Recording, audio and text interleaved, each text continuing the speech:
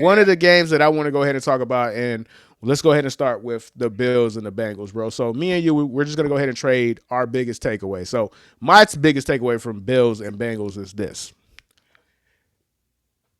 that is what it looks like when two top five quarterbacks are at the height of their powers, going back and forth. That is what you draft a quarterback for. That is what you hope to get. That's why you do the tank. That's why you hope to get a Joe Burrow. That's why you hope to get a Josh Allen. Because the difference between a top five quarterback and the next tier is so vast. It's so vast. Yeah, it's so crazy. It's so crazy. These guys are truly aliens, man, in completely different ways. Josh Allen, an athletic freak, an athletic genius, just a freak of nature, a force. And then you have somebody like Joe Burrow, who doesn't have the athletic gifts of a Josh Allen, but he understands the game at the highest level. Just the little things that he did all day, avoiding pressure, the pocket maneuvering, like the pocket mobility, like the stuff that you see, the teaching tape, sweeping with both hands. Yes, of course, he had a couple of turnovers here and there, but I'm willing to take that when it's Joe Burrow. The level that the Bengals and this offense gets to when he's behind there, the level that a great quarterback can take in offense, dog. Like Dak Prescott, a high-end quarterback, we're scoring 30 points a game. And then you on the opposite end, you got the freaking Jets, whatever the hell they put out there today, dog. Yuck. Yuck. Woo! Yuck, man. So that's my biggest takeaway, Rod. What's your biggest takeaway from that game? I have two takeaways from this game, Herbie, from the Bills and Bengals, and I'll start with my beloved Buffalo Bills, Herbie. My biggest takeaway was that they needed this game, Herbie. They needed this game, and JPS said it. JPS said it in our in the live chat, man. Fuck a Patriot, Herbie. If the Bills lose this game, the Patriots effectively win the division, and they claim the AFC East. Now, with a performance between these two teams looming next week, the division is essentially at stake as long as the Bills pretty much win out and make sure. I don't know how the tiebreakers are going to be if they finish with the same record. Right. The Bills beat them. But you keep yourself in the race for the division instead of having to go on the road and play, whoever the hell you're going to play in the AFC, because the AFC is going to be tough this year. So the Bills saved themselves when it comes to keeping their playoff hopes alive. And the Bills have been kind of weird this year, Herbie. I came up across a stat that was extremely interesting to me.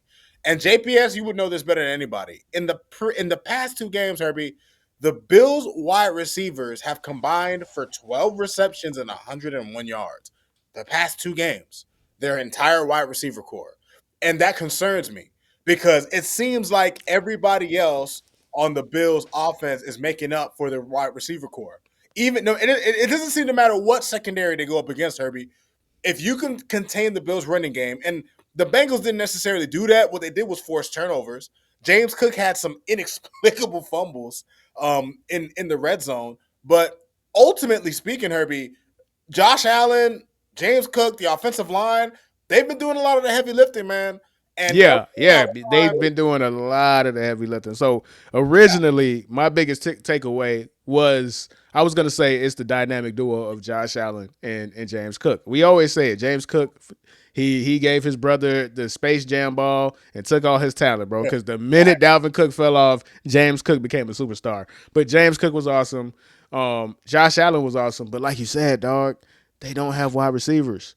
Herbie. Their number one draft pick was a healthy scratch for multiple games.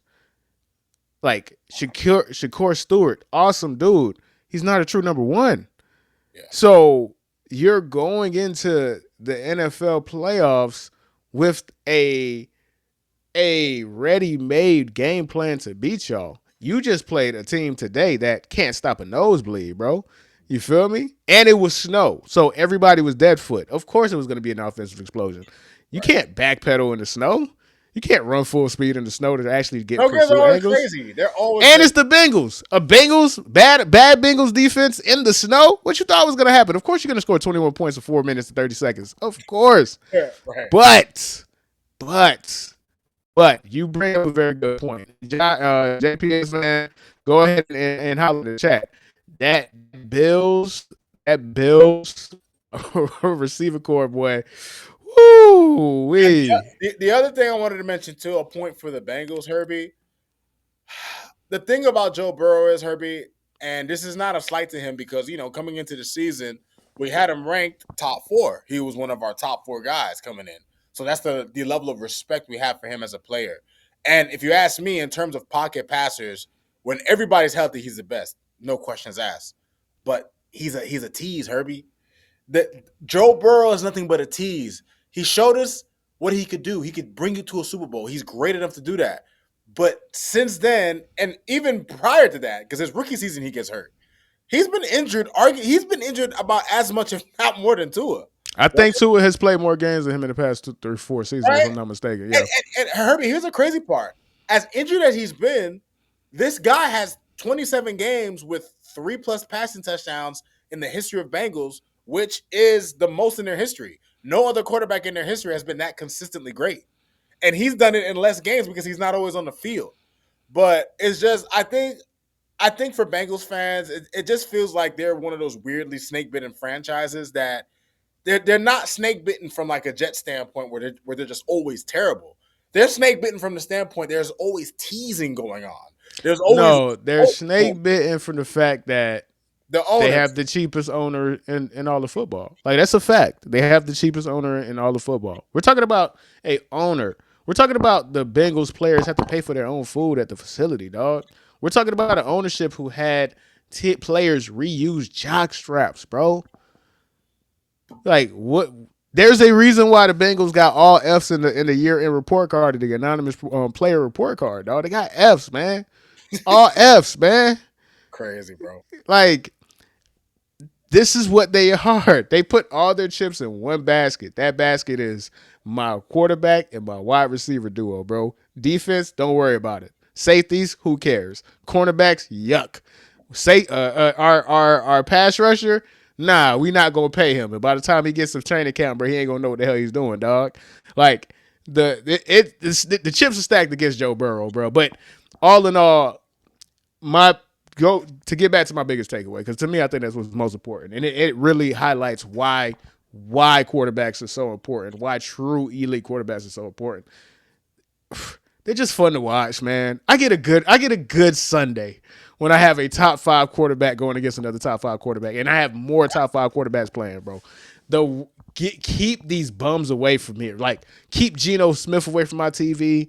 Like keep JJ McCarthy, even though he had a good game today. Keep these guys away from my TV, man. I want the elites of the elites.